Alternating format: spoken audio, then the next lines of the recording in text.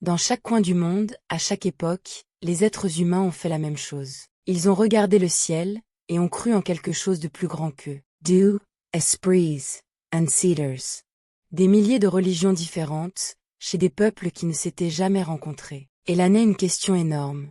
Pourquoi? Pourquoi y croyons-nous?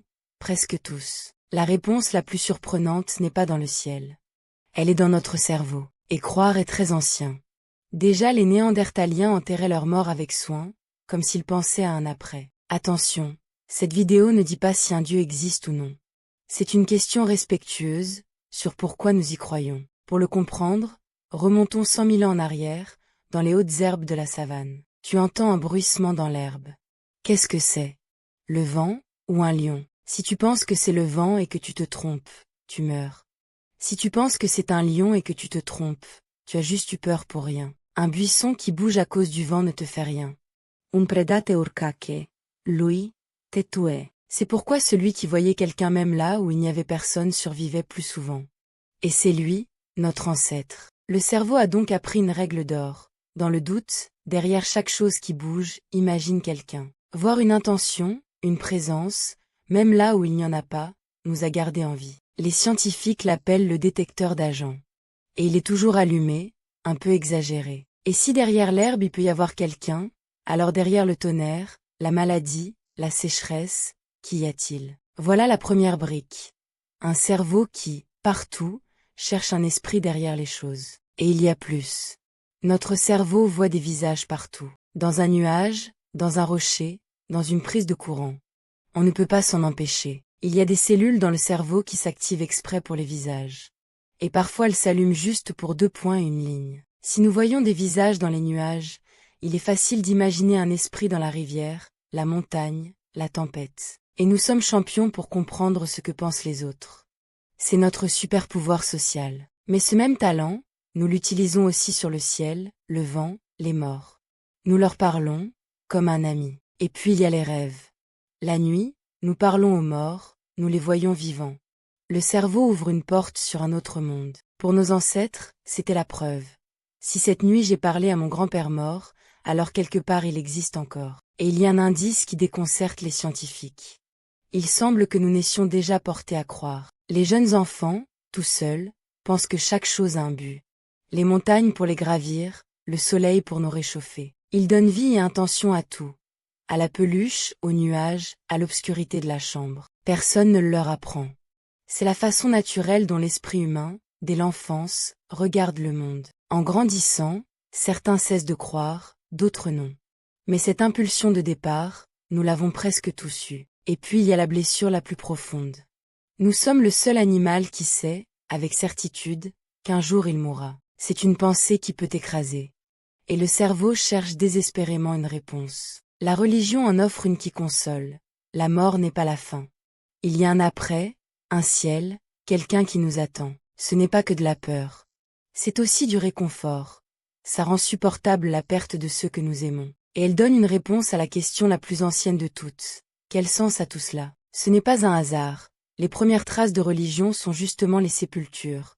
Fleurs, objets, nourriture pour le voyage. Ceux que nous aimons ne disparaissent pas tout à fait. Ils deviennent un ancêtre, un esprit que nous pouvons encore prier et sentir proche. Pense à un enterrement, n'importe où dans le monde, c'est presque toujours un moment sacré. La mort et le divin sont nés ensemble. Et puis, souviens-toi, pendant presque toute l'histoire, nous n'avions pas la science. Pourquoi tonne-t-il? Un Dieu est en colère. Pourquoi pleut-il sur la récolte? Un Dieu est content. Les dieux étaient la première grande explication du monde. Ils donnaient un ordre à un univers effrayant et chaotique. Et d'où venons-nous? Chaque peuple a inventé une histoire de la création. Un Dieu qui façonne le monde, ou l'homme fait d'argile. Des histoires qui donnaient une maison et une place aux êtres humains, dans un univers autrement immense et froid. Et une explication, même fausse, fait moins peur que de ne rien comprendre du tout. Mais la fonction peut-être la plus puissante est une autre. La religion tient les groupes ensemble. Chanter, prier, danser ensemble crée un lien très fort. Ça nous fait sentir un seul corps. En bougeant tous au même rythme, le cerveau cesse presque de distinguer le moi du nous. Le groupe devient une seule chose, prêt à s'entraider, à se sacrifier, à se défendre ensemble. Un rite répété pendant des générations murmure toujours la même chose. Ici il y a un ordre, ici tu n'es pas seul. Tant que tu es dans un petit village, tu fais confiance parce que tu connais tout le monde. Mais quand les groupes deviennent énormes, comment fais-tu confiance à des milliers d'inconnus? Et là apparaît une idée puissante. Un Dieu qui voit tout, et qui récompense les bons et punit les tricheurs. Si tu crois que quelqu'un là-haut te regarde toujours, tu réfléchis à 2 fois avant de trahir un inconnu. Les chercheurs ont remarqué une chose. Plus une société devient grande, plus ses dieux deviennent sévères et attentifs à la morale. Peut-être que les grands dieux nous ont aidés à construire quelque chose d'énorme, la confiance entre des millions d'inconnus. Un Dieu commun dit à 1000 inconnus, nous sommes la même famille.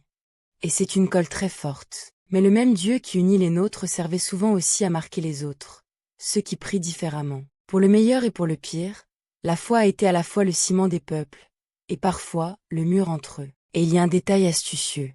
Beaucoup de religions demandent des choses difficiles. Jeûne, sacrifice, long rite. Pourquoi? Parce que celui qui affronte un effort pour le groupe montre qu'il y croit vraiment. On peut lui faire confiance. Faire semblant est trop fatigant. Personne ne jeûne pendant des jours pour quelque chose auquel il ne croit pas vraiment. Et il y a un lieu qui renverse tout. En Turquie, à Göbekli Tepe, un temple énorme de pierre, bâti par des chasseurs-cueilleurs, avant même l'agriculture et les villes. Pendant des années, nous avons pensé, d'abord les villes, puis les temples. C'est peut-être l'inverse. Peut-être que c'est le besoin de nous réunir pour croire ensemble qui nous a poussés à bâtir la civilisation. Et certains ont cherché la foi jusque dans le cerveau, avec des machines. Dans certaines conditions, l'esprit peut sentir une présence très forte dans la pièce, même s'il n'y a personne. Cela arrive à ceux qui frôlent la mort, à ceux qui méditent longtemps, à ceux qui ont certaines fièvres. Le cerveau, seul, peut générer le sacré. Cela ne dit pas que les dieux sont faux. Cela dit seulement où, en nous, naît la sensation du divin. Alors, pourquoi croyons-nous aux dieux? Pas pour une seule raison. Pour toutes celles-ci réunies. Un cerveau qui voit des esprits partout, qui craint la mort, qui veut expliquer le monde et rester uni au groupe. La foi, donc, n'est ni une erreur ni une tromperie. C'est un fruit naturel de ce que nous sommes à l'intérieur. Et elle a fait un vrai travail. Elle nous a consolés, unis, elle a donné un sens à des vies difficiles. Si ensuite un Dieu existe vraiment, c'est une autre question. Et la science, là-dessus, reste silencieuse. Une chose est sûre, pourtant, aucune culture, dans aucun coin de la Terre, n'en a jamais vraiment été sans. Parce que même celui qui ne croit en aucun Dieu connaît ce frisson. Devant les étoiles, la naissance d'un enfant, le mystère. Nous cherchons tous un sens, des rites, quelque chose de plus grand. C'est l'une des choses les plus humaines qui soit. La science explique le mécanisme. Mais le besoin qui l'allume, ne pas se sentir seul et donner un sens, reste magnifique. Comprendre d'où naît la foi ne la diminue pas. Au contraire, ça dit combien elle est profonde, et combien elle est nôtre. Et l'enlever tout à fait est difficile. Si tu chasses les dieux par la porte, ils reviennent par la fenêtre, avec d'autres noms. Les dieux, peut-être, naissent de ceci. D'un petit esprit qui, sous un ciel immense, ne veut pas se sentir seul. Si cette histoire t'a fait réfléchir, abonne-toi, d'autres questions comme celle-ci arrivent bientôt.